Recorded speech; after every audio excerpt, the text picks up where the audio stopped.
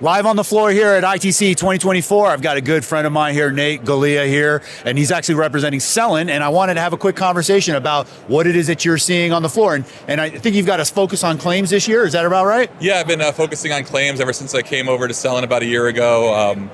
It's been looking around. A lot of what we're hearing from insurers is they're looking for ways to increase operational efficiency. The claims process has a lot of opportunity for that. Right. And so what I've really been looking for is talking to companies, seeing who's looking at ways to streamline the claims process in a digital manner, and get those things off the ground. That's great. It's great to hear, man, because I think for the longest time, claims was one of those areas of the operation that didn't get a lot of love. But now I feel like we're starting to feel that there's more investment in that space. What do you think's driving that?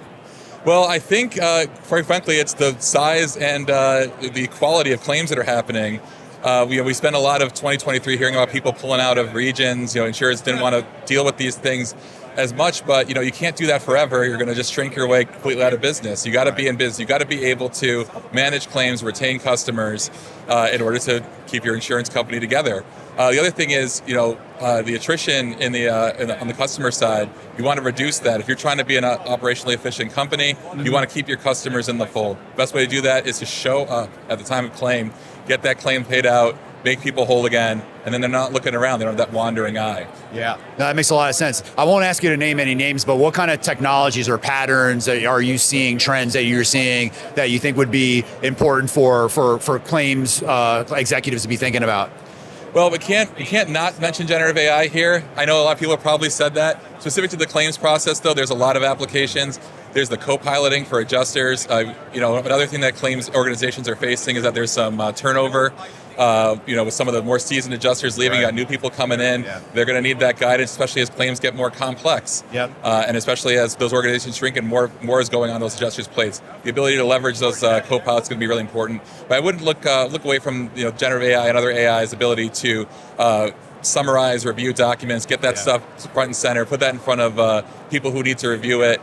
I don't think this is any way about replacing people, though. Right. I think that this stuff has to be supplementary to a really strong and engaged staff. I think you want to be enabling people using this technology because that's where you're going to make the difference. You're going to see that efficiency, which is going to drive your costs down, and you're going to see that in the payoff when you're retaining customers over time.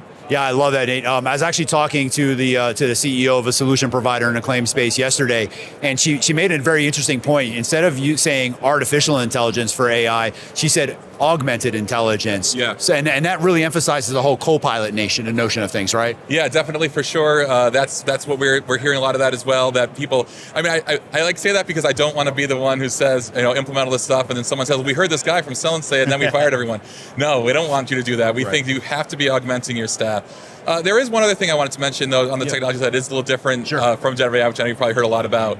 And that's just like sharing data internally. When I talked to a solution provider here who said, like, look, in claims we have so much information on fraud because we're so focused on it, right? Claims fraud's a big deal. That's where a lot of that claims leakage happens. So we've got such a robust organization here. Underwriting, they're not seeing our data because we've been siloed. Like you said, not a lot of love going between those two areas. You're getting that in that silo, right? So the ability to share that claims data up to underwriting, and so when someone's coming in, hey, this guy's had a claim the last couple insurance companies within 30 days. Maybe we don't want to take that risk on right now. That's another way of being efficient, because you take that guy on, they have a claim. The claims department, they do a run on and it's like, hey, this guy had 2 SIU claims in his last insure. Why did we bring him in? And now we got to run our own resources on that. Yeah. So a lot of that just data sharing within the company, breaking down those walls, that's really important too. Yeah, driving that goal of efficiency throughout the organization. It makes a lot of sense. Let me switch topics on you real quick. In one of the keynotes yesterday, we heard about the kind of a continuation of the looming talent crisis. Yeah. Is there a role for technology to kind of solve for that? And what's your perspective on how carriers should be thinking about the talent crisis? Well, it's interesting because I outside insurance, I've done some reading about these HR systems that are excluding. They're throwing out too many resumes. Yeah. I think look, there's a lot of people who want to change jobs. A lot of people want to come in to good jobs at good companies. I think, like I said, companies that advertise during a football game, like your big insurance companies, people want to work there. Yeah. And you can't be tossing those resumes out. You got to be using technology smartly, augmenting, not replacing. Yeah. Making sure that things are being highlighted and not excluded by using technology. I think that's the role that we need to see some refinement there. That's not insurance specific technology. Yeah. I do think that one thing technologically that impacts talent is, getting your systems in, getting them upgraded. I've looked at some carrier systems, since I've been here, and it's been pretty eye-opening to see, like, sometimes like, man, that's really old. If I had to come into work and use that every day, I'd be kind of depressed, Yep. And I think that just like continuing to invest in technology that, helps people do their job, where they feel like they're at a company that's a going concern, that's on top of things, that's giving them that experience at work. Yep. I think that's a way to maintain talent in the industry. That's awesome. Yeah, thanks, Nate. So, just kind of to close it out, one of the things, we're here on the show floor. This feels like a very different environment. What's your take on ITC 2024? Well, I've been to every ITC, so I've seen it. I've seen this sector grow and change over the years. The other day I was running a panel with some VCs. We were talking about what is the next wave of insurtech going to look like, and I think you're seeing it here, where you're seeing a lot of collaboration between sort of established technology players and new entrants to the market. You're seeing a really big engagement from the carrier side. Coming in and talking to people and saying, like, hey, what do you have? Here's my needs, which I think market fit has been a big problem in insurtech. Not a big problem, I should say, but like just a problem in that, the companies came in, they had an idea of how they could fix our industry. Well, it's not that simple. You and I have been doing this for quite a long time. Yeah. We've been around. We know that it's not. You're not just swooping in. We're not selling guitars. Right. So the ability to just have that dialogue with insurance companies, work with the established technology firms to say, like, how have you worked with insurance companies in the past? Where can we fit in? Where can we add value as a startup? I think that's seeing a lot of that going on this time is really good. Yeah, no, that makes a lot of sense. You mentioned how long we've been doing this, and I'm embarrassed to say, Nate, that in the 25 years or so that I've been in the insurance technology space, I have almost resigned myself to the fact that insurance will always be behind the curve and be asleep at the wheel, if you will, from a technology perspective. Dare I say, I feel a shift. I mean, are you sensing that?